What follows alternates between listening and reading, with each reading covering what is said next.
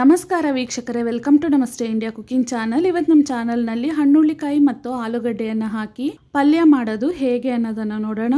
ಅರ್ಧ ಕೆಜಿ ಹಣ್ಣುಳ್ಳಿಕಾಯಿ ಮತ್ತು 2 ಆಲೂಗಡ್ಡೆಯ ಸಿಪ್ಪೆಯನ್ನು ತೆಗೆದು ಈ ರೀತಿ ಕಟ್ ಮಾಡಿ ಕುಕ್ಕರ್ನಲ್ಲಿ ಹಾಕ್ತಾ ಇದ್ದೀನಿ.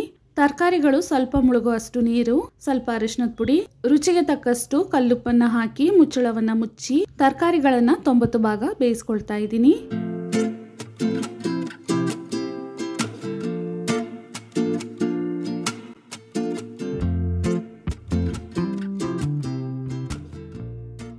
ನೋಡಿ, ಈ ರೀತಿ ಬೆಂದ ಮೇಲೆ ಇದನ್ನು ಒಂದು ಕಡೆ ಹಾಗೆ ಇಡೋಣ.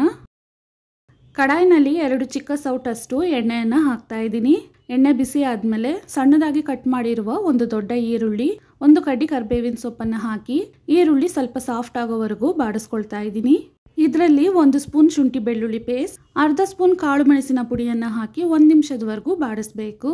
ಇದಾದ್ಮೇಲೆ ಕಟ್ ಮಾಡಿರುವ ಒಂದು ಮೀಡಿಯಂ ಸೈಜ್ನ ನಾಟಿ ಟೊಮೆಟೊವನ್ನು ಹಾಕ್ತಾ ಇದ್ದೀನಿ. ಇದ್ರ ಜೊತೆಗೇನೆ 1 ಸ್ಪೂನ್ ಫುಲ್ ಆಗಿ ಅಚ್ಚ ಖಾರದ ಪುಡಿ ಮತ್ತು ಧನಿಯಾ ಪುಡಿಯ ಮಿಶ್ರಣ, ಅರ್ಧ ಸ್ಪೂನ್ ಗರಂ ಮಸಾಲವನ್ನು ಹಾಕ್ತಾ ಇದ್ದೀನಿ.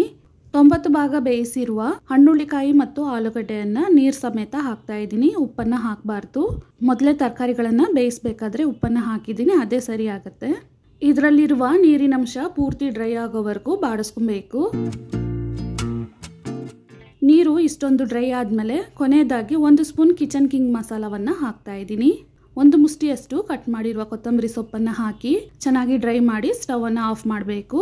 ಈ ರೀತಿ ನೀರನ್ನು ಡ್ರೈ ಮಾಡುವಾಗ ತರಕಾರಿ ಪೂರ್ತಿಯಾಗಿ ಬೆಂದ್ಬಿಡತ್ತೆ. ತುಂಬಾನೇ ರುಚಿಯಾದ ಹಣ್ಣುಳ್ಳಿಕಾಯಿ ಮತ್ತು ಆಲೂಗಡ್ಡೆ ಪಲ್ಯ ಇವಾಗ ರೆಡಿಯಾಗಿದೆ. ಧನ್ಯವಾದಗಳು.